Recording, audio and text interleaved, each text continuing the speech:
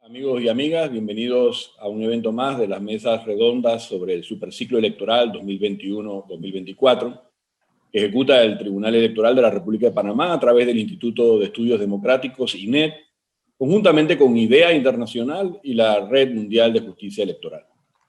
En esta ocasión, el tema que nos reúne es el de los recientes procesos electorales en Perú y Paraguay, y como ya es tradicional, contaremos con una muy destacada participación de expertos de la región para conocer en detalle lo sucedido y lo que sucede en estos países de Sudamérica en materia electoral. Con nosotros estará la magistra Ana Neira Segarra, quien cuenta con estudios de maestría en Derecho con mención en Política Jurisdiccional de la Pontificia Universidad Católica del Perú. Ha sido ministra de Justicia y Derechos Humanos, consultora para temas constitucionales y electorales y observadora electoral en la región. En el análisis del caso peruano la acompañará el doctor Eduardo Dargent, profesor del Departamento de Ciencias Sociales de la Pontificia Universidad Católica del Perú, doctor en Ciencia Política y con publicaciones en diversas revistas especializadas. Sus temas de investigación son la política de las políticas públicas, economía política, el Estado en América Latina y los partidos políticos. Sobre el Paraguay expondrá Lourdes González Prieto, máster en estudios de Asia y África por el Colegio de México.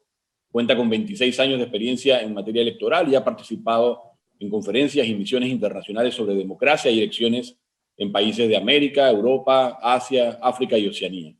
En el estudio del caso paraguayo la acompaña el magíster Camilo Filártiga Callizo, con maestría en estudios políticos aplicados por la Fundación Internacional y para Iberoamérica de Administración y Políticas Públicas. Además es investigador y profesor universitario y desde el 2020 oficial de programas adjunto para procesos electorales del Instituto Internacional para la Asistencia Electoral, IDEA Internacional. Como es usual, la moderación de la mesa de especialistas estará a cargo del doctor Daniel Sobato, director regional para América Latina y el Caribe de IDEA Internacional, y los comentarios y la moderación del periodo de preguntas a cargo del magíster Alberto Guevara, quien es director general de Relaciones Institucionales Internacionales del Tribunal Electoral del Poder Judicial de la Federación en México y secretario de la Red Mundial de Justicia Electoral. Aprovecho estas palabras introductorias para transmitir a los asistentes a este evento y a los integrantes de la mesa redonda el saludo de los magistrados del Tribunal Electoral de Panamá, agradeciéndoles sinceramente su disposición a participar en esta actividad de divulgación del conocimiento y de reflexión sobre los avatares de la democracia electoral en nuestra región.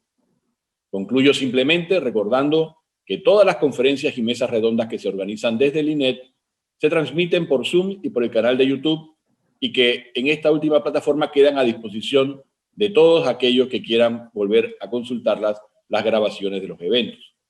Esto tanto de las mesas redondas relativas al superciclo electoral como esta, así como los ciclos de videoconferencias dedicados a la capacitación jurídica y al bicentenario de la independencia de Panamá de España.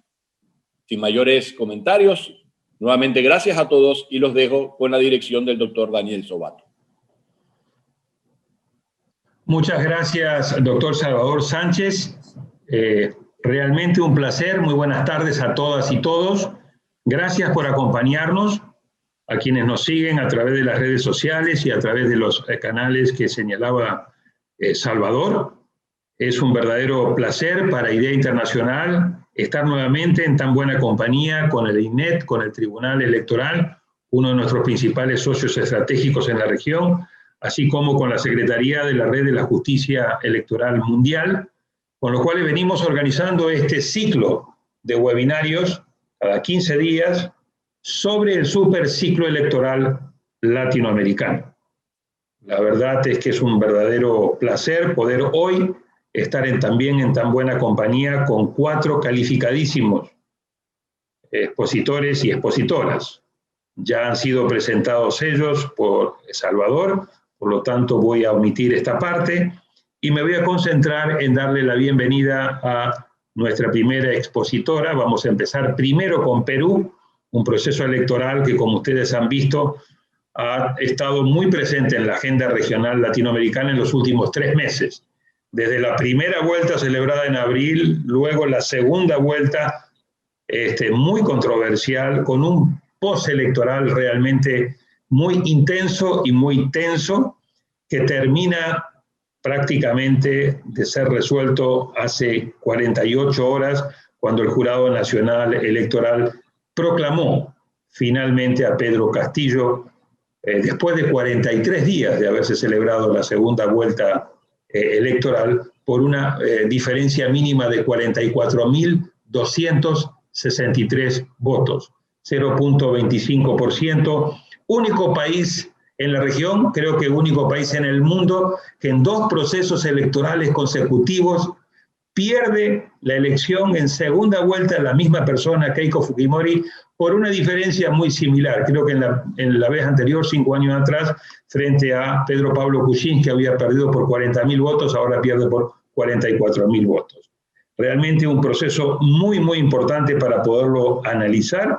Y luego vamos a entrar al análisis del proceso paraguayo, un proceso que no es de nivel presidencial, fue más bien un proceso para elecciones primarias, para selección de candidatos y selección de autoridades políticas, pero que viene acompañado de un montón de nuevas reformas que se pusieron en marcha en este proceso, incluido la utilización del voto electrónico. Así que también un gran interés de poder escuchar la experiencia de este proceso electoral que va camino al mes de octubre, que es cuando se van a celebrar las elecciones. Con esta breve introducción quiero solicitarle a Ana que por favor inicie la exposición respecto de Perú. Luego le vamos a pedir a Eduardo, habíamos acordado más o menos no más de 10 minutos cada uno, de manera tal de que tengamos tiempo en la hora y media que nos hemos fijado para todo este ciclo, poder intercambiar opiniones entre nosotras y nosotros y también poder responder a las preguntas de nuestra audiencia. Ana, tus 10 minutos, por favor. Muchas gracias al profesor Sobato y muchas gracias al Tribunal Electoral de Panamá y al Instituto de Estudios Democráticos por la invitación. Voy a tratar de explicar brevemente lo que han sido estos 43 días complejos que hemos vivido como país, para que más o menos todos podamos conocer este postelectoral complejo. Tal vez empezar por los resultados de la primera vuelta, que marcaron un poco lo que vino después. Si ustedes ven, las diferencias entre los candidatos no eran precisamente muy importantes. Si vemos votos emitidos, incluso tampoco es que tuvieron gran cantidad de apoyo, y esto marcó, por supuesto, también ya el inicio de la segunda vuelta en medio de una pandemia, pero todavía con cierta indefinición de votos y con algunas campañas que han polarizado bastante la campaña electoral, con mensajes de comunismo, terrorismo atribuidos a un lado y eventualmente digamos, tratando de defender la democracia supuestamente desde el otro, ¿no? En general, si ustedes ven un poco cómo evolucionó el voto, eventualmente vemos cómo empezó el candidato Castillo con una importante diferencia con la candidata Fujimori, y luego ya vemos hacia el final, Ipsos, cómo está todo tan cerca en el resultado final, con la diferencia que nos contaba el profesor Sobato, bastante corta, muy similar a la del 2016, efectivamente. Nosotros tuvimos un postelectoral complicado, vinculados con un montón de temas. No me voy a detener, por supuesto, en el detalle de todos ellos, pero es interesante ver cómo había muchos rumores, ¿no? De que había muchos votos impugnados por supuestamente un partido, muchas actas habían sido observadas, ¿no? Y en general, en realidad vamos a ver que esto no era realmente en estos términos, y como creo que muchos de quienes hemos analizado el tema coincidimos, en verdad no hubo este supuesto fraude, nunca se acreditó y nunca llegó realmente a ser probado como pretendía una de las partes, ¿no? En actas observadas no me voy a tener, por supuesto, en esto, todos conocemos esta figura, pero se dijo, ¿no?, que muchas actas habían sido impugnadas por el Partido de Perú Libre, y esto en estricto pues no fue cierto, ¿no? Lo que hubo en realidad, como ustedes saben, en actas observadas lo que sucede son actas que por alguna razón no pueden entrar al cómputo, ¿no? Porque le falta una firma, porque tienen errores. Entonces, esto es un error en el llenado que tienen los miembros de mesa, ¿no? Pero no es una cuestión que genere una impugnación propiamente. Lo que sí fue una impugnación propiamente fue la llamada nulidad de mesa de sufragio, que fue esta causal que usó Fuerza Popular para decir que había fraude, diciendo justo el literal que ahí está mencionado, que había mediado fraude para inclinar la votación en favor de una lista de candidatos o determinado candidato, ¿no? Y básicamente sus argumentos fueron 3 grandes argumentos, unos diciendo que supuestamente había anomalías estadísticas, que no era posible que el Partido Fuerza Popular no consiguiera ningún voto en determinadas mesas, y muchos especialistas desvirtuaron esto, porque finalmente, primero que el hecho de que no haya mesas a favor de un candidato o de otro no genera en sí mismo, por supuesto, la idea de que haya fraude, puede darse, y luego que estas anomalías estadísticas en realidad no se habían producido de manera que se viera una manipulación de votación, como pretendía decirse. Se señaló también de que algunas personas, como eran familiares, esto generaba también fraude, y lo que hay que decir es que hay personas que compartían apellidos, pero no implicaba esto necesariamente que hubiera parentesco, y que incluso si hubiera parentesco, que evidentemente está prohibido, hay que decir que esto no implica necesariamente tampoco que haya esta fraude, esta idea de manipular resultados en favor de una candidatura, ¿no? Y la supuesta falsificación de firmas también fue desvirtuada, ¿no? Porque primero que mucha gente dijo, yo sí he ido, yo sí he sido miembro de mesa, a mí no me han falsificado mi firma en el acta y supuestamente otro ha ido por mí. Y además porque en algunos casos se probó con reportajes periodísticos que si las firmas se hubieran falsificado por una misma persona, como se pretendía decir, hubiera sido imposible, ¿no? Porque la distancia entre las mesas era de más o menos de un día para recorrerlas y todas las mesas cerraron más o menos a las 7 de la noche. Con lo cual era imposible que una misma persona hubiera firmado pues 3 mesas que están a distancia de un día. Entonces, los 3 argumentos básicos que se usaron para supuestamente decir que había fraude, en realidad no se acreditaron. Se alegó también un tema de plazo, diciendo de que debieron permitirles presentar por más tiempo las nulidades. Hay reglamentos del jurado que establecen que el plazo para presentar pedidos de nulidad era hasta 3 días después de la elección, que fue el día miércoles, y que además tenía que ser hasta las 8 de la noche. Se ha dicho que esto vulnera diferentes derechos. Hay que decir que los plazos son restricciones, evidentemente, pero son restricciones que justamente procuran que el proceso electoral se dé conforme a las etapas requeridas y lleguemos en algún momento a proclamar resultados, ¿no? Y la estrategia procesal que tal vez más se ha cuestionado es el hecho de que se cuestionaron mesas solo en determinadas zonas, en determinados lugares del país, generalmente lugares con personas que habían votado a favor del candidato Castillo, pero además personas de menor nivel socioeconómico, de menor nivel educativo, con lo cual también se percibía una cierta idea, y muchos lo hemos criticado, de elitización o pretensión de elitización del voto, de que solamente determinados votos valían, pero no los otros, ¿no? En este contexto, lo que debe quedar claro es que la carga de la prueba de un fraude, y creo que esto es algo común a todos nuestros países en la región, es de quien alega el fraude, o por lo menos de que haya indicios razonables muy fuertes de que esto se ha producido. Y esto en este caso no se ha generado. Ha habido un rumor, ha habido una idea de pretender decir que se ha producido con los argumentos que yo les cuento aquí brevemente, pero esto no se ha logrado acreditar, y no puede ser que bajo esta sombra se pretenda luego además generar desconocimiento de resultados, como parece ser todavía, lamentablemente, algunos parecen estar generando, ¿no? También se habló de la posibilidad de declarar la nulidad total de las elecciones. Hay que ver que en el Perú la nulidad total es solo una nulidad cuantitativa, es por cantidad de votos nulos o blancos, no es una nulidad por irregularidades, no tenemos causales similares a las que hay, por ejemplo, en Panamá, o las que hay en otros países que hablan, sí permiten algunas otras posibilidades de nulidad. Nosotros nos tenemos nulidades solo cuantitativas, cantidad de votos nulos o blancos, tanto en la Constitución como en la Ley Orgánica de Elecciones, así que eso tampoco procedía, pese a que han habido pedidos en ese sentido. Y se presentaron miles de cosas más. Se presentaron demandas de amparo para declarar que no se pudiera proclamar resultados electorales.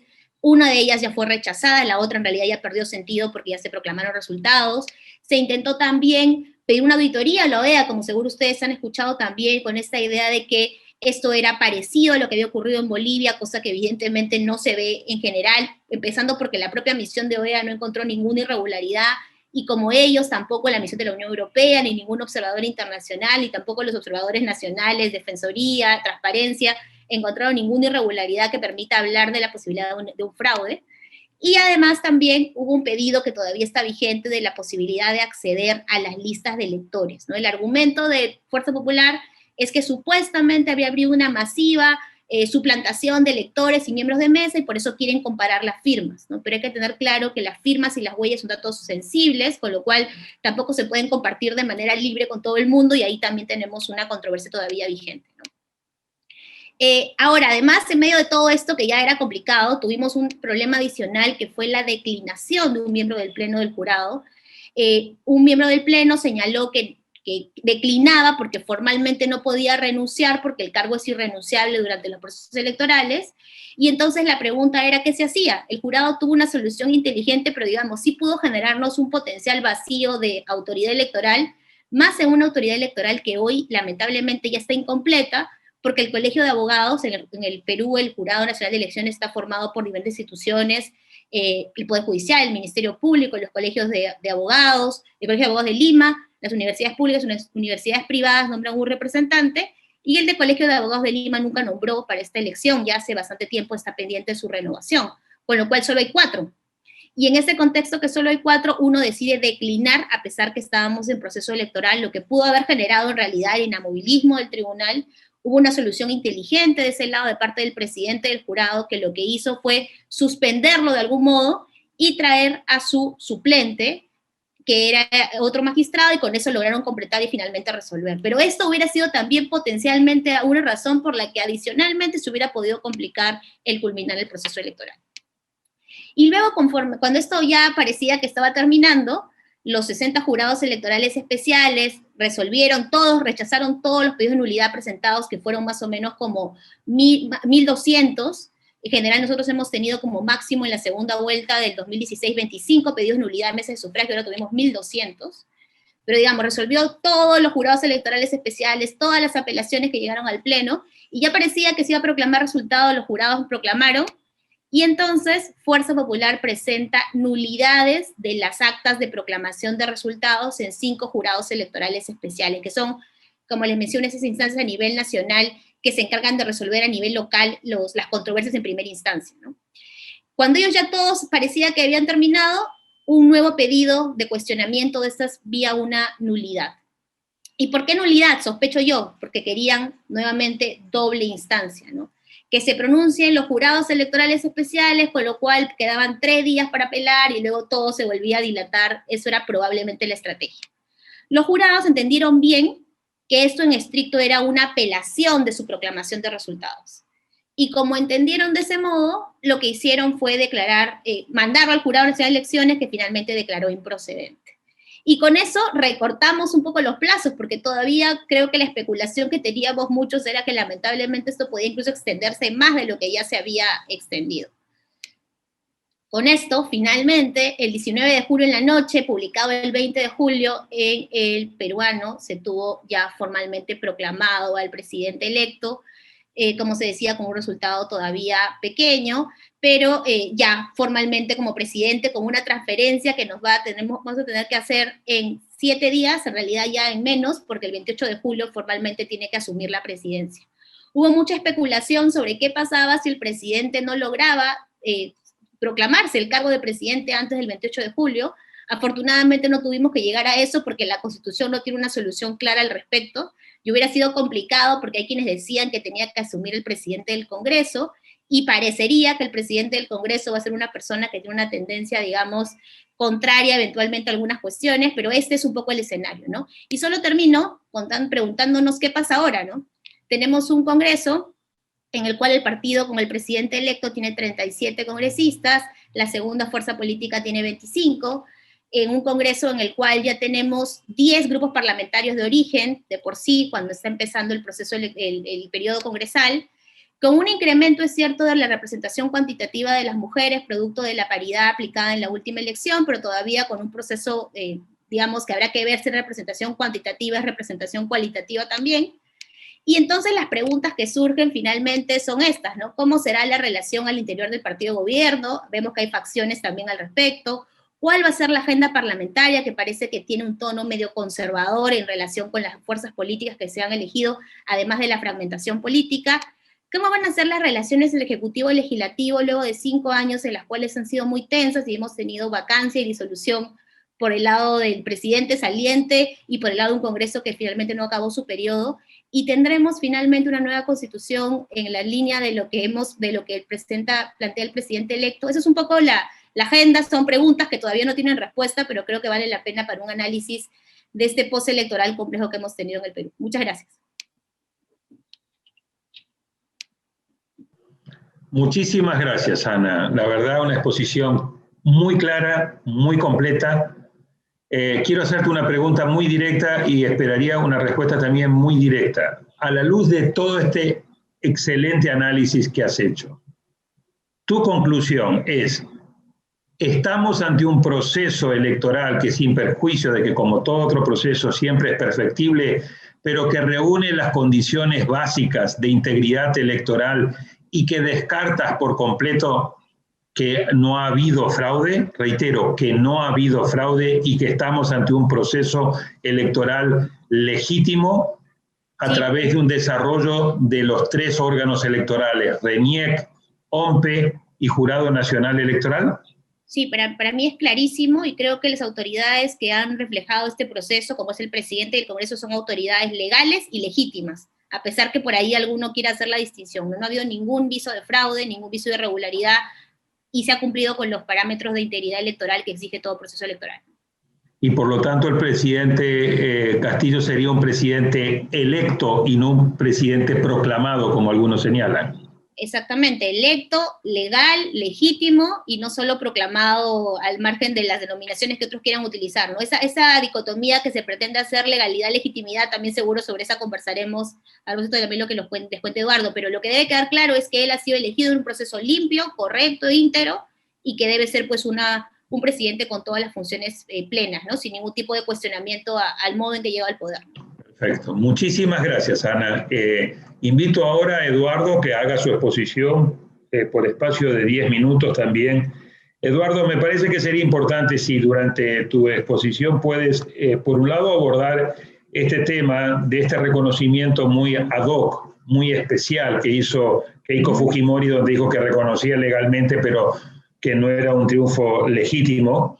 Y por el otro lado, esta cosa muy confusa que hemos visto en Perú, donde uno no sabía si en algún momento lo que se estaba atacando era que el presidente había sido electo con fraude o si era que tenían miedo de que el presidente iba a ser comunista, porque son 2 cosas completamente diferentes, pero que se metían en un mismo saco. Eduardo, por favor, te escuchamos.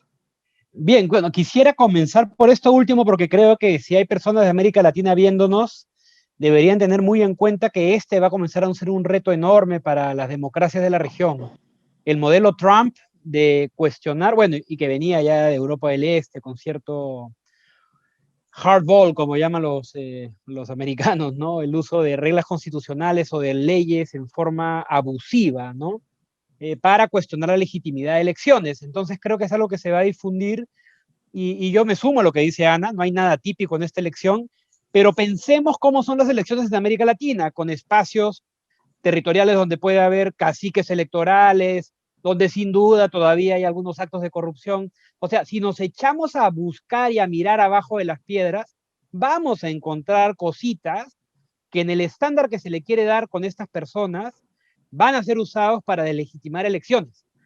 Argentina, Paraguay, México, algún problema va a haber en algún lado, ¿no? Lo que nos interesa es que hemos logrado en 20 años de transición en el Perú, 21 años, y en toda América Latina, desde los años 90, institutos electorales muy sólidos, respetados, y que en el global logran garantizar una elección justa, legítima, legal. Si ahora comienza a ser el estándar que partimos de la duda, o como lo dijo un abogado vinculado al apoyo al fujimorismo, no hemos probado que hay fraude, pero ustedes no nos han demostrado que no hay. Si ese va a ser el estándar, pues ya está el derecho al revés. Y creo que esto es gravísimo para lo que Raymond Aron y muchos han dicho, que es el centro de la democracia, el compromiso de saber perder. Si se rompe el compromiso de saber perder y se ataca al Jurado Nacional de Elecciones, lo que queda son los palos y la fuerza bruta. Entonces quería comenzar por ahí porque creo que Ana ha dado en el clavo y la pregunta, Daniel, que has hecho ha dado en el clavo.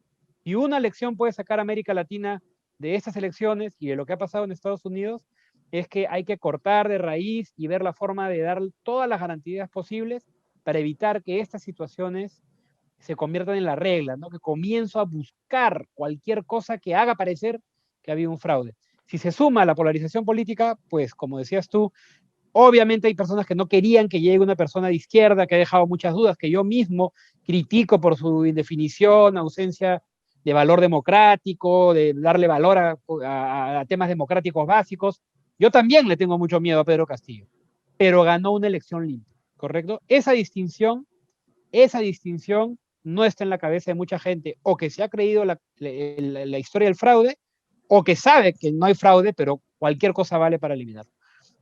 Creo que esa es la lección que podrían sacar de este conversatorio en el caso peruano, porque me parece que va a comenzar a ser usado en la región, lamentablemente. Bien, solo para contarles rápidamente, para entender la elección en Perú hay que mirar el largo plazo, por un lado, rápidamente, de lo que ha sido el Perú, la debilidad partidaria, un caso de extrema debilidad partidaria, pero que no significaba que no hubiese continuidades de voto territorial. El sur votaba por la izquierda, un voto crítico, si no queremos hablar en términos ideológicos, crítico contra el sistema, contra el centralismo, hay un voto crítico en el sur. Lima provincia concentraba siempre un voto más de derecha, si quieren, pero más allá de eso hay una suerte de economía política del voto, que cuando se llegaba a la segunda vuelta entre alguien que pedía cambios al sistema y alguien que pedía continuidad, te obligaba a cierta moderación. Una vez ganó la continuidad con Alan García, que de por sí ya era reformista en ese momento, luego gobernó más a la derecha, pero ganó la idea de un cambio responsable, ¿no? Contra Ollanta Humala. La siguiente vez Humala le gana a Keiko con la idea de cambio, pero habiéndose moderado y dando garantías de continuidad económica y de tranquilidad. Y entonces había una economía política que las zonas donde el modelo funcionaba mejor, votaban un poco más conservador, de zonas donde había pues más distancia del Estado, menos enganche a la economía. Y otra cosa que era muy importante en el Perú es que había un poder relativo del Ejecutivo sobre el Congreso. A pesar de esta fragmentación, debilidad partidaria, un Ejecutivo con tecnócratas, con el manejo del presupuesto, con un Ministerio de Economía que podía de alguna manera ejercer poder sobre estos partidos débiles del Congreso, era quien llevaba la batuta. No quiero decir que es un Congreso fantoche, ni mucho menos, era un Congreso que podía amenazar, hacer cosas, pero de alguna manera habían reglas informales, te diría, que le daban contenido a la Constitución formal y que hacía el Ejecutivo tener cierto control sobre el Congreso. Esto desde el 2000. En el 2006 al 2021, cuando gana Pedro Pablo Kuczynski, esto cambia. El fujimorismo es mayoría en el Congreso y comienza a usar una interpretación de las reglas diferente. No cambian las reglas, pero las reglas informales que comienzan a establecerse son diferentes. Un poco esta idea de usar maniobras duras, censuras, interpelaciones, amenazas de vacancia. Kuczynski salva una, pero la siguiente lo iban a vacar y renuncia, pensando además que el presidente puede ser investigado por cosas que son más bien faltas. De nuevo, ninguna simpatía por los presidentes en sí mismos, sino la idea de que un presidente no puede estar sujeto a que el Congreso decida de la noche a la mañana que te puede vacar y que si están los votos, te vaca. Es muy peligroso, cambia el balance de poder. Vizcarra, que asume después de Kuczynski, tiene una similar relación, pero lo interesante es que esta vez él disuelve el Congreso, no presenta una lista al Congreso, se crea un nuevo Congreso que es una gran fragmentación, pero que sigue actuando con las mismas reglas informales. Amenaza de vacancia, censuras, y se suma además en el marco de la pandemia un mayor uso populista del Estado. El fujimorismo ya había usado la Comisión de Presupuesto para presionar. Vizcarra, el gobierno de Vizcarra comienza a sufrir más bien un tipo de normas que eran a todas luces inconstitucionales y que habían que ser observadas o denunciadas ante el Tribunal Constitucional, que las ha estado cortando, ¿no? Sacando del sistema porque eran evidentemente inconstitucionales. Entonces se rompe otra cosa, no solamente el poder del Ejecutivo, sino que además la economía, el Congreso comienza a meterse más en la economía, que para bien o para mal, eso podemos discutir mucho, había sido un coto del Poder Ejecutivo. Para bien, ¿por qué? Porque tiene estabilidad macro y otras cosas. Para mal, no hay una real representación de vigilancia económica, digamos, ¿no? ¿Por qué se dio esto? Creo porque, bueno, el Kuczynski tuvo una bancada minoritaria, Vizcarra no tenía una bancada con ninguno de los dos congresos. Una lección que queda es que un presidente que llega sin bancada, una bancada pequeña, va a estar muy amenazado por ese tipo de mayorías en el Congreso, pero creo que ya es peor, creo que muchas de estas reglas se han asentado y lo que hemos visto es que los políticos pueden hacer pactos rápidos, a pesar de su fragmentación, divisiones ideológicas, para pedirle cosas al Ejecutivo. Yo creo que el sistema político peruano, sin que haya cambiado una sola coma de la Constitución, mentira, había un referéndum y cambiaron varias cosas, pero en general, me queda menos fuerte la exageración, pero sin que haya cambiado drásticamente la Constitución, especialmente las relaciones ejecutivo-legislativo, terminamos teniendo un cambio informal grande del sistema, donde el Congreso está muy empoderado. La elección, parecía que íbamos a lo mismo, elección anodina, fragmentada, hasta una semana antes crece el voto crítico este del que hablábamos. Por eso yo creo que es exagerado decir que fue una sorpresa que surge Castillo. Me parece que fue una sorpresa porque surgió en la última semana, ¿no? Pero como que ya sabemos que por ahí siempre surge algo, esta vez estaba más fragmentadito, parecía que no iba a surgir, surgió, ¿no? Concentró Castillo ese voto, 19%, quedó primero, nunca hemos tenido una elección tan fragmentada, y como decía Ana, en la segunda vuelta comienza Castillo muy arriba, sorpresivamente, porque estamos acostumbrados a estas elecciones donde todo estaba más parejito, ¿no? En segunda vuelta. ¿Por qué? Porque la pandemia, creo, y la crisis política, la corrupción, ha llevado a que el voto crítico haya crecido, incluso en regiones y lugares donde antes, la pandemia explica eso, ganaba un voto un poco más conservador. Los valles costeros, donde está la agroexportación, han votado más hacia Castillo, cuando antes eran pues un voto un poquito más conservador. Aún así, Keiko aprieta. Creo yo que por la... Eso es un poco lo que ya les había contado, estoy corriendo un poco para no repetirme. Keiko aprieta en parte por la muy mala campaña de Castillo, su improvisación, sus pactos de campaña con un partido muy duro, muy de izquierda, pero izquierda de los 70, que le impedía algún tipo de moderación. Él mismo no se le veía preparado para lo que venía. Se estrecha mucho, pero Castillo gana por una pequeña diferencia. Se suma a esto un antifujimorismo muy fuerte que hay en el Perú. Y de nuevo les decía, pues estos escándalos de corrupción que hacen que lo viejo, el fujimorismo, sea también visto como parte del establishment de alguna manera, ¿no? No es solamente un voto de cambio, sino también un voto anti-establishment, creo yo. Lo que viene, nos hemos concentrado un montón en hablar de autoritarismo y de democracia, izquierdas y derechas, pero yo les he dado esta explicación larga porque creo que Castillo va a tener muchos límites. Keiko hubiese tenido también muchos límites. Nos hemos peleado por decir quién iba a ser más autoritario, qué modelo económico se iba a mantener o cuánto se iba a cambiar. El Perú se ha partido y ha peleado por eso, de verdad polarizado, especialmente en la clase alta limeña, muy molesta, muy agresiva. Pero creo que lo que tenemos que ver es todo lo que les he contado. Lo que uno ve es que sí, probablemente haya estas polarizaciones ideológicas, pero más que pensar en Sartori, yo pienso más en Lord of the Flies, ¿no? El Señor de las Moscas. Vamos a tener bancadas fragmentadas, con muchas ganas de demandar cosas, como viene haciendo el Congreso desde antes, empoderados frente a un ejecutivo que, lamento decirlo, creo que va a ser débil. No le veo la capacidad política para darse cuenta que tiene que tener alianzas altas, amplias. Es probable que lo que haga es una lógica más de izquierda minimalista, de pequeños vínculos con sectores que representan diferentes gremios o grupos de izquierda que no tienen mucho poder, no tienen mucha llegada y no generan confianza en muchos actores. Me parece que va a haber de eso, ¿no? De repente, ojalá haya un poquito más una apertura hacia técnicos y hacia centristas, ojalá, pero si se da lo otro, vamos a tener un Congreso probablemente empoderado, que poco a poco va a seguir presionando, y vamos a tener un gobierno que va a tener dificultades para gobernar en tiempos de pandemia, ¿no? ¿Cómo rompes ese nudo?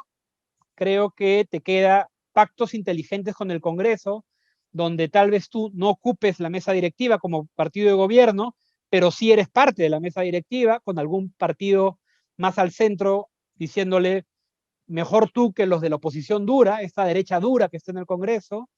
Tienes que buscar calmar a tus opositores, cierto pragmatismo en temas probablemente económicos, canalizar bien el pedido de la constituyente, ¿no? No retirarlo, porque creo que eso sería un mal mensaje frente a sus votantes, ¿no? Pero sí decir, vamos a canalizarlo por el Congreso. Hubo interpretaciones más locas que querían hacerlo extra Congreso para que la constituyente cierre el Congreso. Eso pues ya ningún constitucionalista serio lo sostiene. Entonces sería la idea calmarlo. Y lo otro, pues hacer política de alto nivel para avanzar reformas que pues, son muy complejas y difíciles con un Estado débil como el peruano, a la par que muestras que estas reformas no cambian cierta estabilidad necesaria para lo que es el desarrollo de una economía pequeña y con mucha informalidad.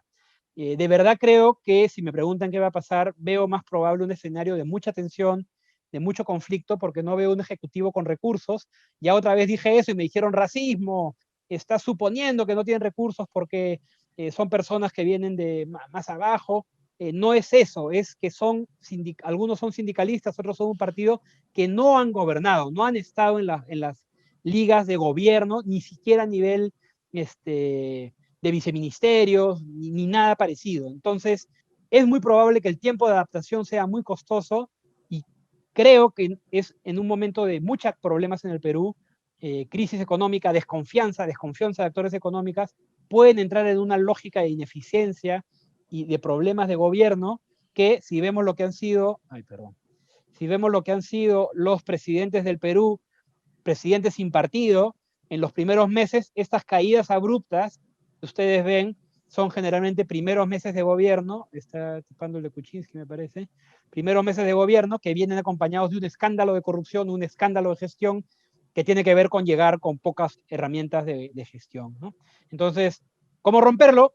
Intentando ampliar y dar cierta seguridad para en el camino hacer reformas que te permitan responder a tu base. Ese movimiento parece que requiere alta política y la verdad no la veo muy probable. Gracias, Daniel. Disculpa, me pasé un poquito del tiempo.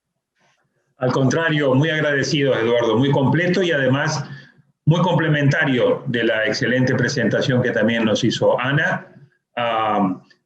Claramente me gustaría que, ya habiendo, creo que agotado y analizado de manera muy clara cómo llegamos a esta situación, después en la parte de preguntas, comentarios, análisis, pongamos más foco en lo que viene, porque sí se abre claramente un escenario de mucha incertidumbre, con muchos desafíos que valdría la pena poderlos analizar. Ponemos puntos suspensivos a lo de Perú y entramos entonces de lleno ahora a lo de Paraguay, al proceso electoral paraguayo, en el cual le vamos a pedir que haga la primera intervención a mi querida amiga, colega Lourdes, por espacio de 10 minutos. Lourdes, por favor. Gracias, querido Daniel. Un lujo poder participar en este panel con este grupo de colegas. Pediría el apoyo técnico si me ayuda. Ahí veo que ya están compartiendo pantalla. Muy bien. Vamos a la primera ya, por favor, continuar. Sobre el proceso electoral en Paraguay. Este es brevemente el contenido del que les voy a hablar. Vamos a poner el proceso electoral en el marco del aniversario número 60 del reconocimiento de los derechos políticos de las mujeres en Paraguay y también ver cómo se concatena este proceso de elecciones internas simultáneas de junio 2021 hacia las elecciones municipales de octubre del mismo año y también los retos rumbo a las elecciones generales de abril 2023. Cabe señalar que mi presentación será con una perspectiva general y mi colega Camilo, que hablará después, entrará en detalle a los temas más de análisis y de aspectos técnicos. A continuación hablaré sobre las recomendaciones de la misión de observación electoral de la Unión Europea de 2018 y por qué son relevantes para este proceso en la perspectiva de avances y desafíos. Y por último haré referencia a cómo está Paraguay en cuanto a sus indicadores de calidad de democracia, con base en los datos que recoge el Estado Global de la Democracia, el GSOD, que es un producto de idea internacional que es muy útil y que les invitamos a consultar, a hacer uso de esa información, de esos datos, porque son muy útiles para este tipo de análisis. Vamos adelante, por favor. Adelante, por favor. Les decía yo que este proceso electoral se enmarca en este aniversario del reconocimiento de los derechos políticos de las mujeres. En 1961, Paraguay fue el último país de la región latinoamericana en reconocer los derechos políticos de las mujeres. Y cabe señalar que tuvieron que pasar todavía casi 30 años para que se estableciera una cuota de género bastante limitada, diríamos, apenas a un 20%, que se contempla a partir del 1996 en el primer código electoral que se elaboró ya en el marco de la democracia en el Paraguay. La siguiente, por favor. ¿Por qué es esto relevante? Sí, vamos a la siguiente, por favor. Bueno, porque vamos a mirar esta evolución histórica. Atención que esta gráfica son candidaturas, no personas electas, son candidaturas. Y en estas candidaturas, bueno, parecería que ha habido un gradual, aumento, luego un poco de retroceso, pero parecería que en la evolución, bueno, estaría más o menos cercano al promedio regional, pero ojo, estas son candidaturas. Al momento de llegar ya a los cargos electivos, la historia es muy diferente y ahora veremos por qué. En azul, en la línea de arriba, verán en la Cámara de Senadores y en la línea roja abajo de diputados la evolución del porcentaje de candidaturas de mujeres. A continuación, por favor, la siguiente. Aquí está la clave, que cuando se hace un comparativo de los miembros de parlamentos, personas que ya integran los parlamentos, resulta ser que Paraguay está en el último lugar. Esta gráfica muestra claramente el promedio regional está ya alrededor del 30%, con países con representación ya paritaria encabezando, por eso han elevado, digamos, el promedio regional. En los países que tienen representación paritaria, y congresos conformados de manera paritaria, es en donde se nota que se ha logrado llegar a niveles más altos. Y también, atención, que esta gráfica incluye no solo democracias, sino países que no son democracias, así que también habría que analizar con cuidado. Pero lo que quiero destacar en esto es que Paraguay está al final, se está quedando atrás en esta igualdad que debe existir en la representación política. La siguiente, por favor. Esto también se nota mucho cuando vamos ya no a analizar los congresos o los parlamentos, sino cuando analizamos los cargos locales. El porcentaje de mujeres que acceden a puestos de intendencia es muy inferior comparado con el número de hombres en la evolución histórica. Vean ustedes cómo se ha mantenido una abrumadora mayoría en el número de hombres que llegan a los cargos de intendencia frente a las mujeres que logran acceder a estos cargos. La siguiente, por favor.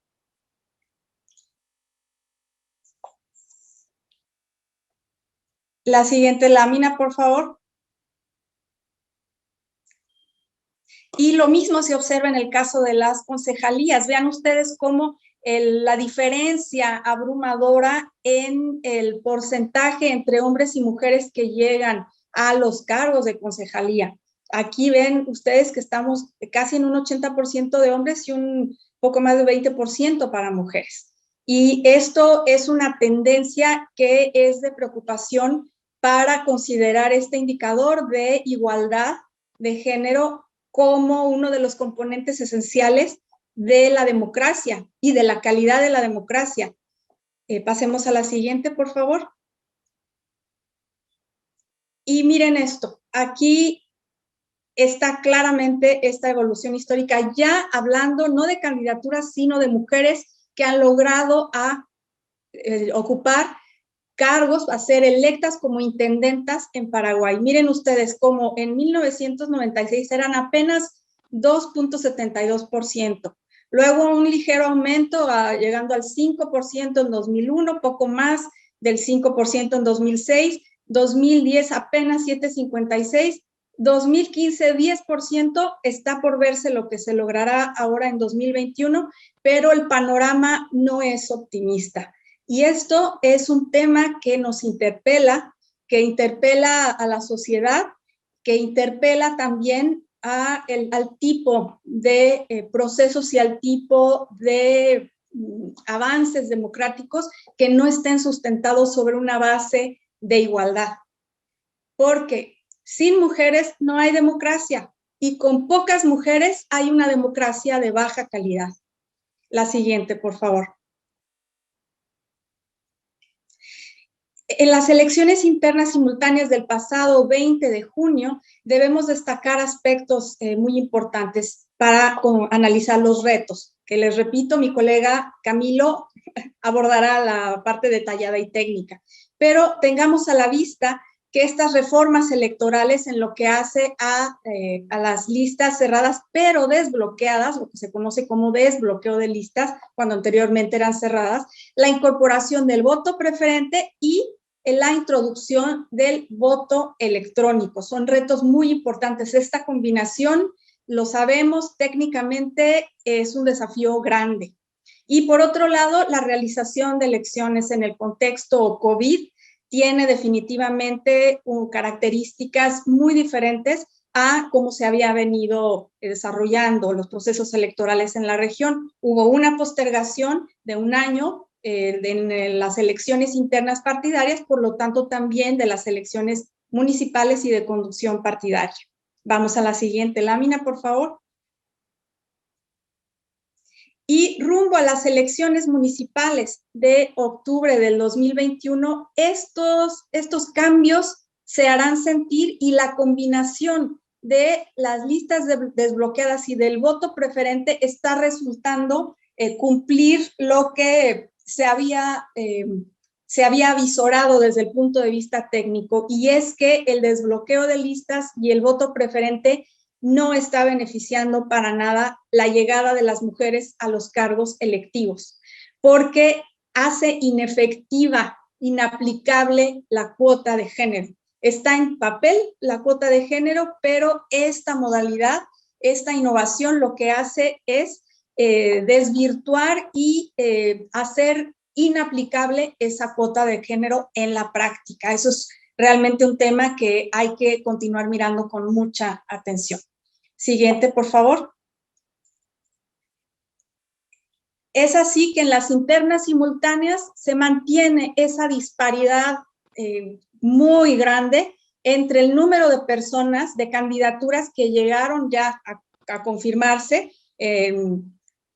Vemos esa gran diferencia entre un 87.4% de hombres frente a un 12%, 12.6% de mujeres que lograron ya confirmar sus candidaturas y que van a ir a las elecciones municipales.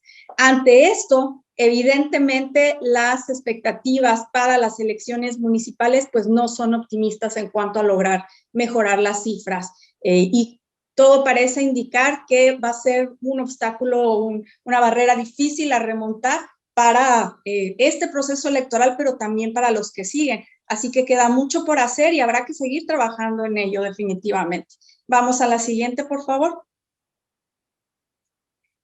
Rumbo a las elecciones municipales también está el tema del nuevo voto electrónico. Es un sistema totalmente nuevo, diferente al anterior que se había usado con urnas electrónicas anteriormente. Ahora no son urnas electrónicas, ahora son máquinas que tienen otras características.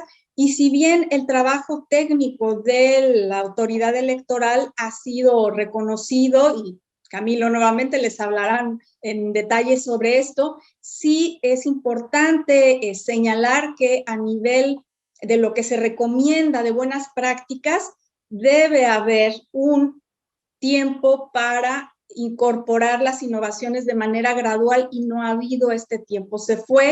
No hubo ningún proyecto piloto, se fue directo a aplicación completa por primera vez a nivel nacional, y estas elecciones internas simultáneas fueron ya la primer golpe de realidad. El segundo golpe de realidad vendrá con las municipales de octubre y después hacia las municipales. Y el gran reto tiene que ver con capacitación del electorado, tiene que ver con su comprensión de la utilización de estas máquinas, pero también tiene que ver con la gran desigualdad que existe, desigualdad social y desigualdad de acceso a los recursos e incluso a la ubicación de los lugares de votación en zonas rurales. Es un tema que presenta especiales complicaciones y que no hay que perder de vista. Siguiente, por favor.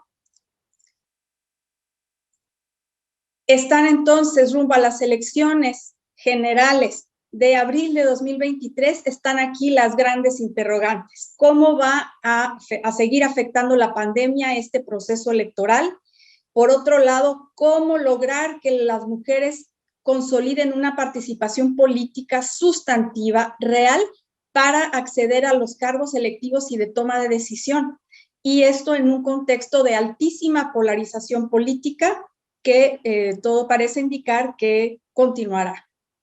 Siguiente. Y esta segunda parte la voy a hacer muy breve. En cuanto a las implementaciones de las recomendaciones de la Unión Europea. ¿Sí, Lourdes, Daniel? si me permites, llevamos ya 13 minutos. Yo te rogaría que para no excedernos demasiado, concluyas acá y después dejemos la parte sobre democracia de Paraguay para la parte quizás de comentario, etcétera, si no se va a extender demasiado. De acuerdo, sin problema. Okay. Muchas gracias. Vale. Hay avances, sí, hay desafíos también en todas estas líneas de competencia de la justicia electoral que tiene que ver con los miembros de mesa, con la cedulación de población indígena, con el transporte a votantes, con el sistema de impugnaciones, con la fiscalización y con los temas de responsabilidad penal para funcionarios. Siguiente lámina, por favor. Para el Congreso hay toda esta serie de desafíos que tienen que ver con otro tipo de dimensión de los procesos electorales y políticos, lo que tiene que ver con el transporte, lo que tiene que ver también con observación electoral nacional, financiamiento político, la conformación de las juntas cívicas, el tema muy importante de la paridad democrática, el voto de presos sin condena y de personas sordomudas, así como el tema de juicio político. Adelante, por favor. La siguiente, por favor. Y con esto cierro. La siguiente, muy importante el tema de la paridad democrática, pero aquí con esto voy a cerrar. Se ha logrado presentar una iniciativa de ley que para prevenir, sancionar y erradicar la violencia política contra las mujeres por razón de género. Esta fue presentada ya en el Senado el 22 de abril y la buena noticia que tenemos es que hace unos minutos, justo antes de empezar esta mesa, con 26 votos el Senado ha aprobado la moción de preferencia para que el próximo jueves se debata este proyecto de ley ya. Entonces, muy necesario porque estamos viendo un alarmante aumento de la violencia política en razón de género hacia las mujeres. Así que, bueno, vamos a acompañar este proceso y esperamos que se logre aprobar esta ley porque no solo es necesaria, es urgente. Y en cuanto al GSOD, continúen, por favor, para solamente mostrar la lámina y ya no voy a hablar en detalle. La siguiente, por favor. Se observan, aquí podrán ver ustedes, en cuanto a indicadores, dónde están las áreas de preocupación. Concretamente, hubo un descenso en derechos fundamentales, hay preocupación por el tema de administración imparcial y preocupación por el tema de igualdad entre grupos sociales. Esos son los indicadores y nos sirven también de hoja de ruta para las acciones que se deben desarrollar. Y con esto cierro acá. Podré ampliar en la sección de preguntas y muchas gracias. Muchas gracias, querida Lourdes, por tu completísima exposición. Creo que nos da una buena idea y panorámica de dónde están los retos del sistema electoral paraguayo, cuáles son las reformas más importantes, inclusión de voto preferente, inclusión de todo lo que tiene que ver con el voto electrónico, que pasó de 0 a 100, es el único cambio tan inédito y tan fuerte que hemos visto en la región.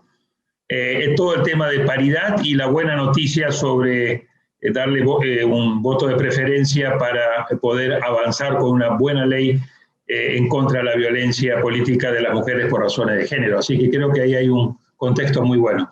Camilo, tus 10 minutos, por favor, con el objetivo de completar el panorama paraguayo y después poder tener tiempo para que al menos podamos, ojalá, tener unos 20, 25 minutos para preguntas de la audiencia y intercambio entre nosotros. Gracias. Gracias, Daniel. Bueno, después de la completísima presentación que hizo Lourdes, voy a hacer sencillamente algunos voy a dar algunos datos de lo que fueron las elecciones internas simultáneas de los partidos del día 20 de junio. Digamos, una elección se podría calificar de histórica por el hecho de que por primera vez se implementaron, como bien ya dijo Lourdes, reformas electorales tan sustanciales. El partido gobierno, el Partido Colorado, así como los demás partidos, fueron a elecciones internas. En el caso del Partido Liberal, Radical Auténtica y partidos de la tercera fuerza como Patria Querida y el Partido Revolucionario Febrerista, además de las elecciones para elegir a candidatos a cargos municipales, además realizaron sus elecciones para autoridades internas partidarias, con lo cual se complejizaba todavía mucho más esa jornada electoral. Decía que el Partido Colorado había decidido por convención realizada en noviembre del 2020 prorrogar el mandato de sus autoridades internas al 2022, con lo cual solo eligió candidatos a cargos municipales. Estas elecciones se realizaron en un contexto bastante adverso, bastante complejo, y esto es importante resaltar porque refuerza sobre todo el rol cumplido por el Tribunal Superior de Justicia Electoral y de los demás actores políticos también. Un contexto de la pandemia en aumento. Solo en esa semana previa a las elecciones internas del 20 de junio teníamos un promedio de 150 fallecidos por día en el Paraguay. Una población de un poco más de 7 millones de habitantes, realmente es un número que golpea y mucho, ¿verdad? Y alrededor de 500 personas en terapia intensiva, en UTI, a diario. Era un panorama bastante adverso, bastante sombrío. En total, a este momento tenemos más de 14.000 personas, 14.394 personas que lastimosamente han fallecido a causa del COVID. Además de lo que representaba la pandemia, el otro gran frente que tenía por delante el Tribunal de Justicia Electoral y los demás actores partidarios eran las reformas electorales que se habían aprobado y que tenían que implementarse. Por un lado, el desbloqueo de las listas electorales, aprobada en el año 2019, que trajo consigo la utilización de los sistemas de voto electrónico, las máquinas electrónicas, que precisamente no son urnas electrónicas. Después vamos a aplicar esa sutil diferencia. Se utilizaron máquinas electrónicas como el método más propicio para facilitar estas elecciones desbloqueadas. Y finalmente trajo consigo además el desbloqueo la necesidad de ajustar la normativa en cuanto al control y fiscalización del financiamiento político, porque comprenderán ustedes que pasamos con el desbloqueo de una competencia política entre partidos y movimientos a una competencia individual entre candidatos.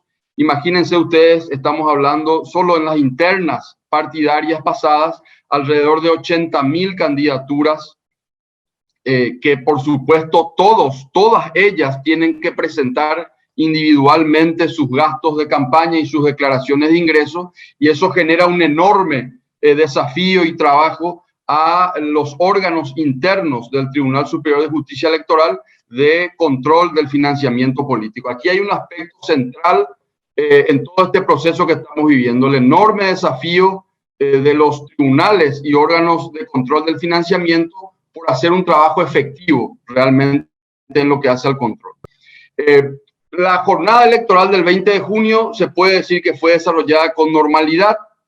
Decía yo, más de 80.000 candidaturas en juego, 50.000 candidaturas para cargos electivos, pero a eso había que sumar algo así como 35.000 candidaturas para elección de cargos internos en el Partido Liberal Radical Auténtico, el principal partido de oposición, también un partido nacional con una estructura muy importante. El desempeño técnico y logístico del Tribunal Superior de Justicia Electoral fue satisfactorio.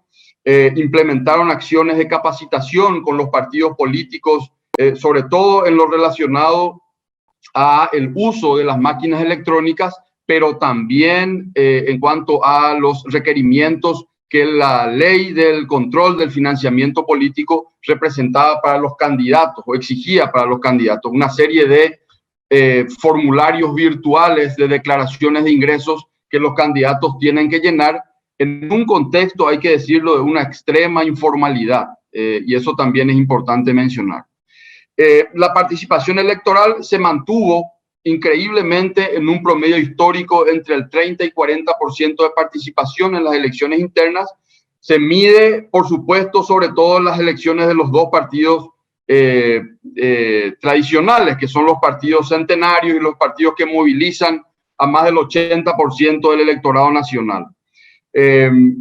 Y esto también trajo, a su vez, como decía, el intenso trabajo para los órganos de control de financiamiento político, la unidad técnica de financiamiento político y la dirección de fiscalización de financiamiento político del Tribunal Electoral en todo lo que hace al trabajo de revisión de las declaraciones y las rendiciones de cuentas que han sido presentadas por los candidatos. Entrando de lleno a las reformas electorales, decía yo, el desbloqueo de listas a cargos plurinominales aprobada por la ley 6.318 del 2019 es una reforma sustancial en el sistema de partidos paraguayo y en el sistema electoral nacional. Un sistema de partidos, hay que decirlo, donde prevalecen dos partidos tradicionales con altísima adherencia y pertenencia a sus afiliados.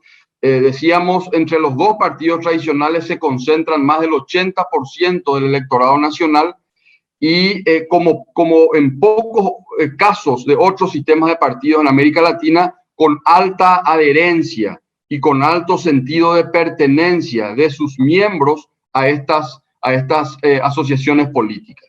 Con el desbloqueo de las listas se rompe ese control partidario sobre la oferta electoral y en realidad se devuelve al ciudadano de alguna manera ese poder de elegir al candidato de su preferencia.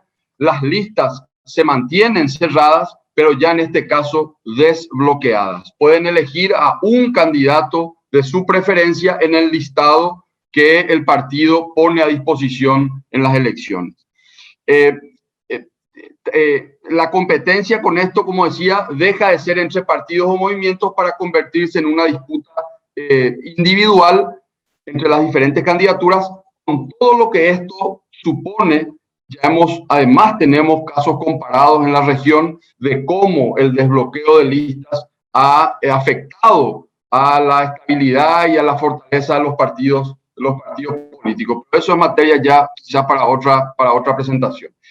Decía yo, la ley 6.318 trae consigo la utilización del voto electrónico en el artículo 3º, donde expresamente dispone, deberá de utilizarse el sistema de voto electrónico, donde además se detalla cómo deberá ser utilizado ese voto electrónico, esa máquina electrónica deberá expedir una versión impresa del voto emitido por el elector, lo que acto seguido es firmado por las autoridades de mesa y depositada por el elector en urnas convencionales. Y aquí está la gran diferencia con las urnas electrónicas, ¿verdad? El Paraguay ha utilizado urnas electrónicas entre el año 2001 y el 2007. En este caso, la máquina electrónica expide una tarjeta una tarjeta, digamos, con el voto y el chip. Esa tarjeta trae consigo un chip donde queda registrado el voto del elector. Eso después el elector va a la mesa de votación, firman las autoridades de mesa y esa boleta o tarjeta es depositada en una urna convencional. En cuanto a la tercera gran reforma que tiene que ver con el control del financiamiento político, no es una discusión nueva en el Paraguay. Hay un proceso legislativo que es evolutivo. Empieza en el 2012 con la ley 4.743, posteriormente la 6.167 del 2018 y finalmente la 6.501 de este 2020, que como decía, se promulga a fin de acomodar el control del financiamiento político al nuevo sistema de las listas desbloqueadas y a la necesidad de controlar el financiamiento político en las campañas individuales de los candidatos. ¿Cuál es la relevancia de estas elecciones municipales? Estas elecciones municipales de octubre tienen que ser miradas, sin dudas, ya al 2023, en donde tendremos las elecciones generales. En noviembre del 2022 tendremos las internas partidarias que van a definir candidatos para las elecciones del 2023. Por lo tanto, estas elecciones municipales tienen una relevancia sustancial para las generales del 2023. Los partidos políticos, tanto el partido de gobierno como la oposición, ya están accionando en esta lógica. El Partido Colorado trabajando ya en una lógica de unidad interna en dos de sus dos grandes movimientos, el movimiento Honor Colorado, presidido o liderado por el expresidente Horacio Cartes, y el movimiento Añétete, que es el movimiento liderado por el presidente actual Mario Abdo Benítez. Fuerte disputa interna, pero que ya hace un par de meses atrás se ha firmado una unidad interna mirando justamente a las elecciones municipales de octubre y sobre todo a las generales del 2023. Como fruto de esta unidad interna, de este acuerdo, ya el Partido Colorado en varios puntos del país ha presentado candidaturas conjuntas. Un aspecto que para un partido como el Partido Colorado, que es un partido con alta competencia interna, realmente es un hito importante, ¿verdad? Y finalmente, la oposición, ¿cómo está operando en este sentido? Bueno, la oposición también, sobre todo a nivel de lo que es la capital, siempre Asunción es de alguna manera el foco central en cuanto a las disputas políticas. El Partido Liberal Radical Auténtico ya está conversando y ya acordó con partidos de la oposición a presentar también una candidatura unificada para esas elecciones de octubre. Queda hasta el momento el Frente Guazú y la Alianza Asunción para Todos, que representan a la izquierda en el Paraguay, todavía fuera de este acuerdo de la oposición. No sabemos si esto va a ser así hasta el final o van a adherirse finalmente a ese acuerdo opositor. Y en otras ciudades importantes del interior del país también ya se han hecho estas alianzas de la oposición. O sea, el Partido Colorado va unido internamente en torno a un mismo candidato y la oposición, que nuclea a diferentes actores y muchas veces incluso actores que son entre sí contradictorios, está ya también planteando la unidad para las elecciones de octubre. Un dato a destacar que me parece importante. Camilo. Sí, Camilo, Daniel. Ya llevamos más de 13 minutos. Sí. Te ruego ir cerrando, por favor. Necesitamos... Termino con esto. Ok, termino con esto. Sí. En el Paraguay, solo el Partido Colorado, por sus niveles de afiliación y estructura sostenida a nivel nacional, tiene la capacidad de ganar elecciones sin depender de esas alianzas con otros partidos y movimientos. Me quedo por acá. Gracias, Daniel. Muchas gracias, Camilo. Creo que tenemos un panorama muy completo sobre ambos procesos, tanto el peruano como el de Paraguay.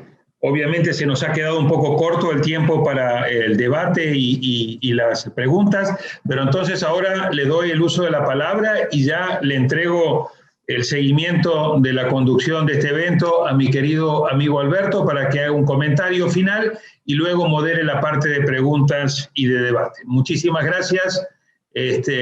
Y Alberto, tú sigues con la conducción. Muchísimas gracias a ti, Daniel. En efecto, creo que han sido presentaciones muy completas.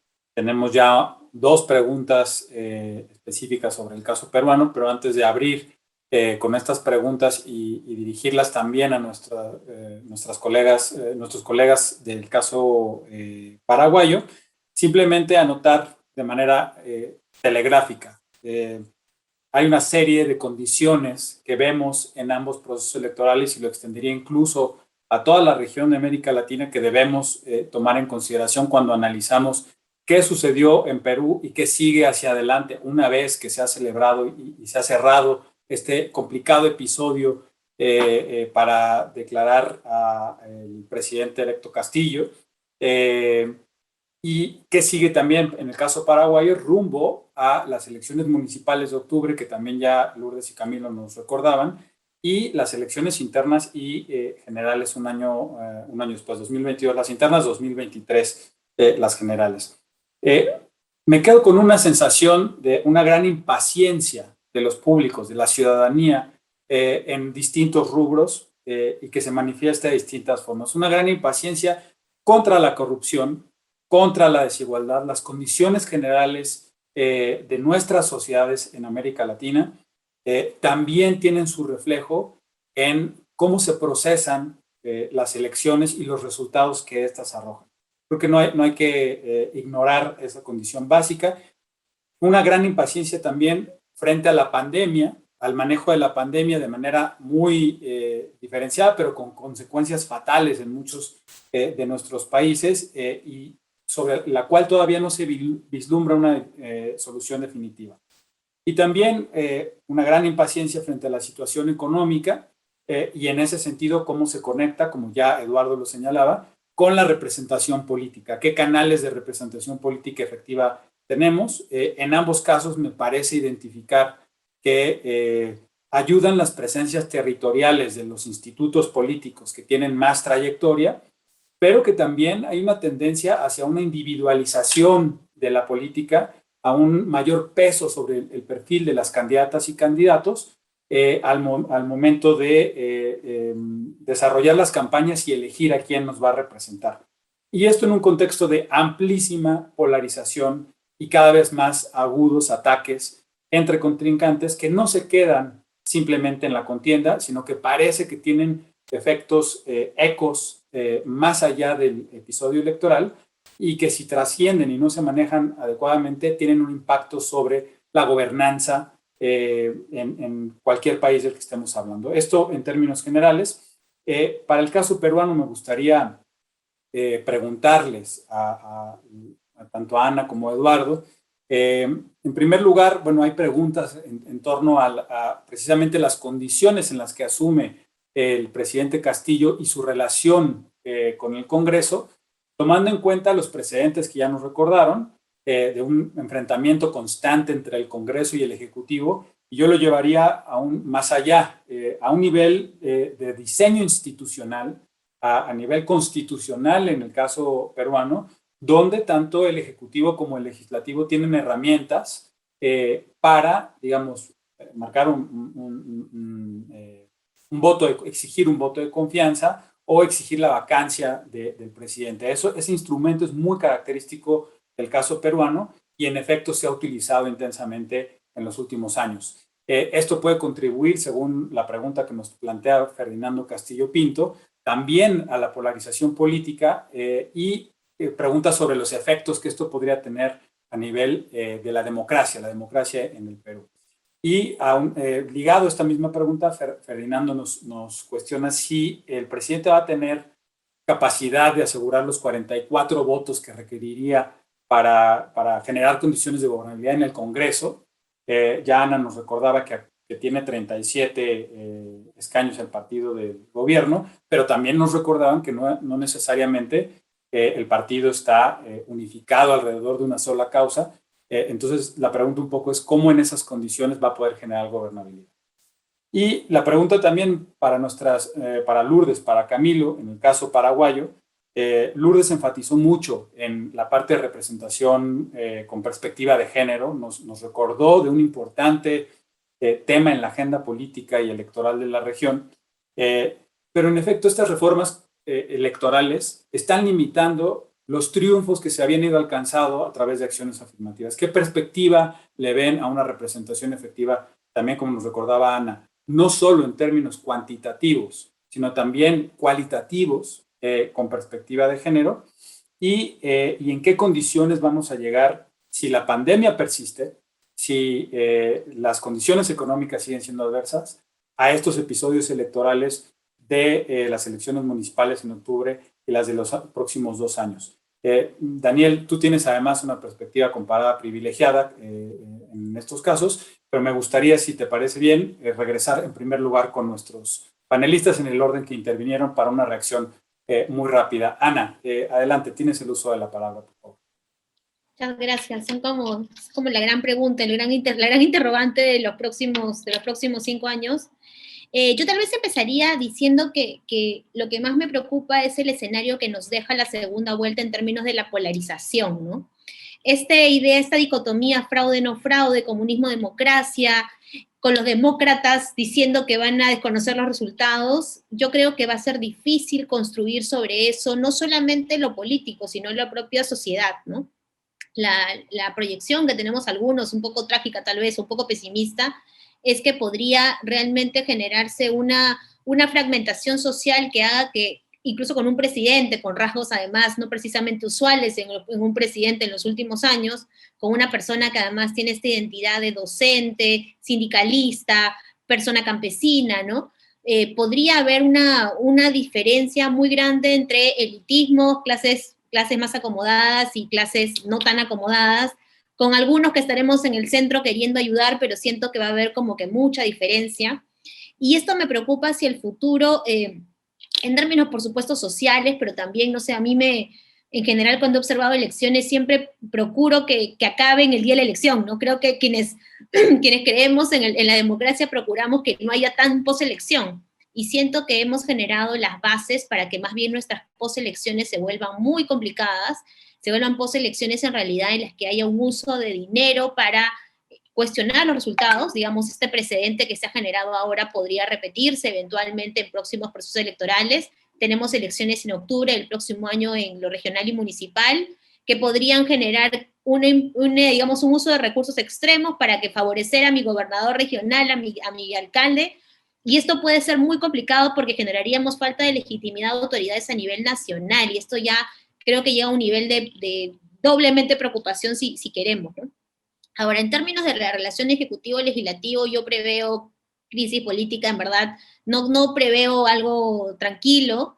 Siento que, en general, además, luego de todo lo que se ha dicho en campaña, si le han dicho a alguien, pues, terrorista, no sé cómo construyes luego acuerdos políticos sobre eso. El Ejecutivo parece no complicarle demasiado esto, pero yo siento que el Congreso está un poco guardando sus armas. Nuestras armas nucleares, como siempre decimos, pues son la disolución y la vacancia, y yo creo que parece que lamentablemente va a haber una carrera para ver quién las usa primero, y yo coincido con Eduardo que es posible que la use primero el Congreso, porque parece un Congreso más en esa lógica un poco, digamos, menos concertadora, por usar una palabra no tan fuerte, ¿no? No precisamente en una lógica de construir.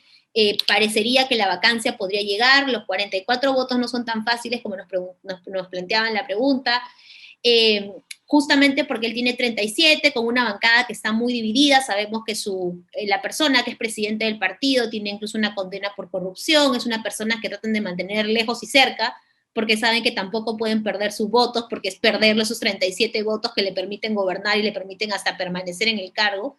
Entonces, la verdad que es complicado. Ahora, yo no sé si, y ahí tal vez con eso cierro, Alberto, yo no sé si sea necesariamente un tema de diseño, aun cuando sí creo que algunos cambios se podrían plantear en términos orgánicos, de cómo limitar tal vez la vacancia o limitar la confianza, ¿no? Que son un poco estas figuras, y tal vez incluso la disolución. Algunos dicen que debemos volver a un régimen parecido al de la Constitución pasada, que te requieran 3 gabinetes con confianza negada y no 2, como tenemos ahora, un poco para hacerlo más difícil, ¿no?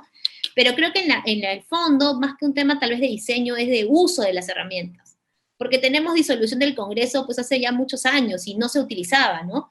Y la vacancia se había utilizado 2 veces antes de las últimas 2 veces que le hemos usado, o las últimas 4 veces que le hemos usado en los últimos 5 años, ¿no? Entonces, creo que también hay un tema de personas, ¿no? Finalmente las instituciones, la nulidad, por ejemplo, también existe desde el 97 en la Ley Orgánica de Elecciones, y nunca habíamos tenido 1.200 recursos o pedidos de nulidad, ¿no? Entonces, creo que lo que estamos viendo, y ahí sí con esto cierro, es un poco lo que decía Eduardo también, ¿no? Esta idea de usar el derecho progresivamente, tanto en la poselección como incluso durante el gobierno, para favorecer lo que yo quiero, pero en teoría estando dentro del marco legal, ¿no? Y hasta que no tengamos cotos claros de las autoridades electorales, como felizmente sucedió en el caso peruano, las autoridades judiciales cuando tienen que hacerlo, y cualquier otra autoridad como el Tribunal Constitucional, por ejemplo, cuando tenga que controlar, lamentablemente este uso y abuso de las figuras van a tener también un componente político que a veces lamentablemente van a afectar la institucionalidad, ¿no? Yo no preveo, lamentablemente, mucha calma, además en un Congreso, como decía rápidamente, que tiene un perfil altamente conservador, con lo cual podría haber incluso una regresión en términos de derechos, cosa que quienes estamos, por supuesto, defendiendo derechos, estamos alertas también. Van a ser, y no sé si Eduardo coincida con esta lectura, pero yo lamentablemente tengo una lectura un poco pesimista de los próximos 5 años, un espacio probablemente con regresión de derechos, por lo menos potencialmente, y con mucha potencial afectación a la institucionalidad, con la cual va a haber que luchar para mantenerlo. Entonces, se vienen años complicados para nosotros, creo, y habrá que asumirlo desde el rol de la sociedad civil, por supuesto, para tratar de contrarrestar un poco eso que se viene. Eso sería de mi parte, gracias. Muchísimas gracias, Ana, por supuesto. Muchos retos ahora, Eduardo también dará su ángulo sobre ellos, y en particular también sobre estas relaciones con distintos sectores de la población, incluso con otros países, con los países vecinos que están también de alguna manera pronunciándose o se pronunciaron durante la campaña, algunos actores de otros países, respecto a la situación política en Perú. ¿Cuál es tu perspectiva en los siguientes 3 minutos, estimado Eduardo? Sí, creo que lo que dicen es muy cierto, ¿no? Las reglas se vulneran o se jalan, se flexibilizan para usarlas a mi favor, y luego, incluso cuando estoy en la otra posición, querer que no las usen como las usé yo en su momento, ¿no? Estamos llegando a un momento en que la Constitución vale poco, y cada vez más nos acostumbramos a que esas interpretaciones se puedan dar, ¿no?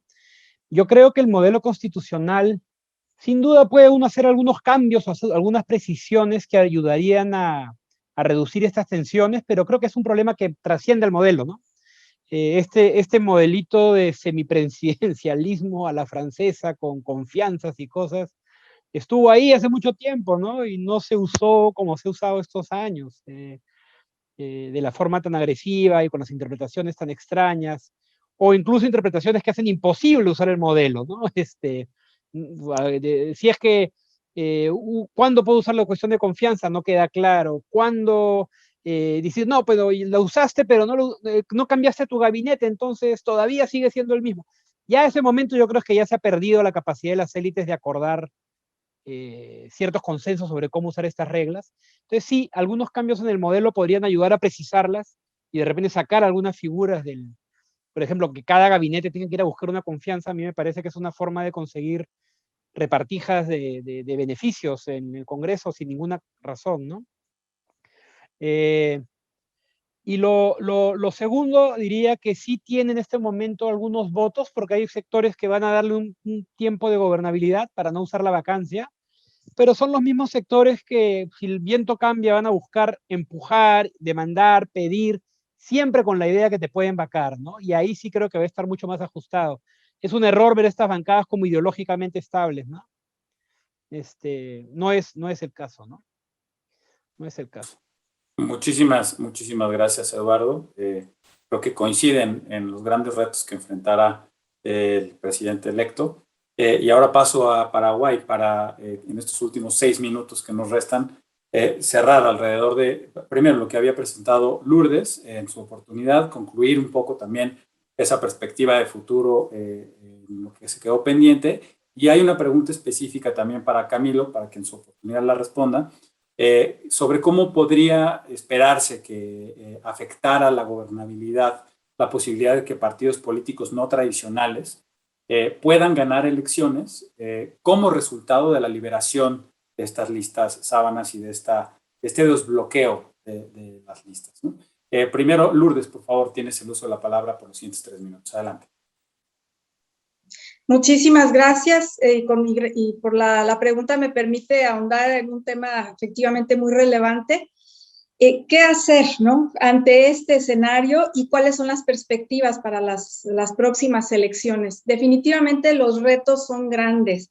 Voy a mencionar 3 concretamente, y es una labor, es una reflexión que compete a toda la sociedad, compete al gobierno, compete al poder legislativo, a los partidos, a la ciudadanía, a los grupos de interés. Estos tres retos les compete a toda la ciudadanía. En primer lugar, la democracia interna de los partidos. habría que pedirles a los partidos que se revisen a sí mismos para ver si efectivamente en sus prácticas internas están siguiendo principios de democracia o bien si no están incorporando este principio fundamental. Si la respuesta es no o parcialmente, habría que revisar al interior. Y esto, por supuesto, también tiene que ver con la calidad de la representación, que es una gran interrogante y era un gran reclamo de la ciudadanía cuando se decidió optar por esta reforma electoral centrada en este desbloqueo de listas. Es claro que el desbloqueo no resuelve el problema de la calidad de la representación, a pesar de que ese era el reclamo y de que esa era la expectativa. Recordemos también el grave problema de corrupción, los índices, cómo está Paraguay comparativamente en la región y en el mundo en cuanto a niveles de corrupción. No lo decimos nosotros, lo dicen las cifras, lo dicen estos comparativos. Es importante verdaderamente combatir la corrupción y los efectos nocivos que tiene sobre la relación entre el dinero y la política, porque también el acceso a recursos es otra barrera para que las mujeres puedan llegar a cargos electivos.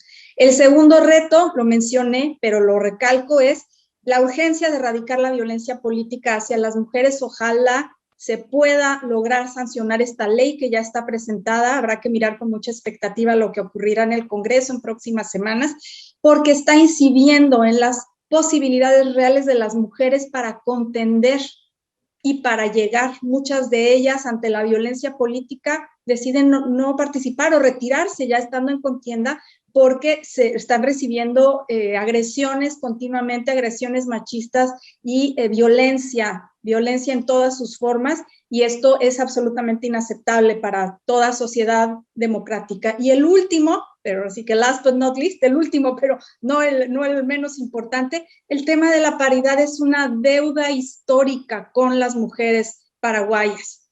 Hay el tema que se maneja y muy interiorizado es, somos la mitad, queremos paridad. Si es 50% de las mujeres las que están componiendo toda sociedad, tenemos el derecho de estar representadas en ese porcentaje. Es un tema de justicia, es una deuda pendiente que tiene la democracia con las mujeres paraguayas, y además agregarle la dimensión de paridad democrática, la paridad como principio, y también los mecanismos que permitan que efectivamente esto se dé en la práctica, paridad con alternancia o al menos mandato de posición, porque de otra manera vamos a seguir teniendo este desempeño muy bajo en la calidad de la democracia, porque las mujeres y otros grupos subrepresentados, también hay que señalar los jóvenes, las juventudes, también los pueblos indígenas, no están debidamente representados en la democracia, y esta desigualdad, este desequilibrio tan notorio, no es una buena noticia para la salud de la democracia del país. Gracias.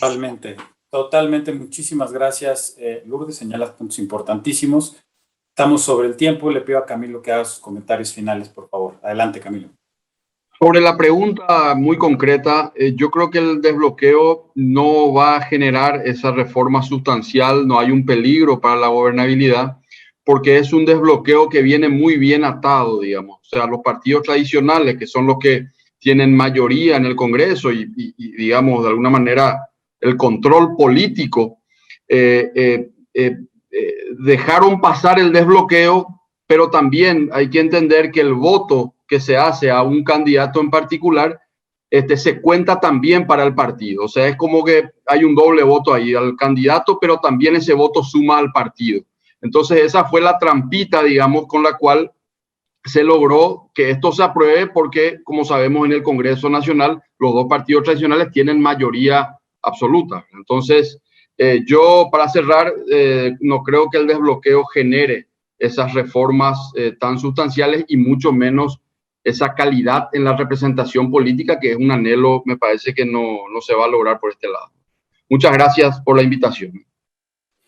No, muchas gracias, Camilo, y nos dejan con mucho apetito de más, y además sobre muchísimos temas que están sobre la mesa financiamiento político, violencia política de género, representación política de calidad, pero se nos ha agotado el tiempo y para predicar con el ejemplo en una manifestación respetuosa de las reglas establecidas, aquí cerramos este programa, agradeciendo por supuesto a Salvador Sánchez, a los magistrados del Tribunal Electoral de Panamá, a Aida Internacional y Daniel Sobato y todo su equipo de trabajo. Muchísimas gracias por esta oportunidad. Hasta luego. Hasta luego.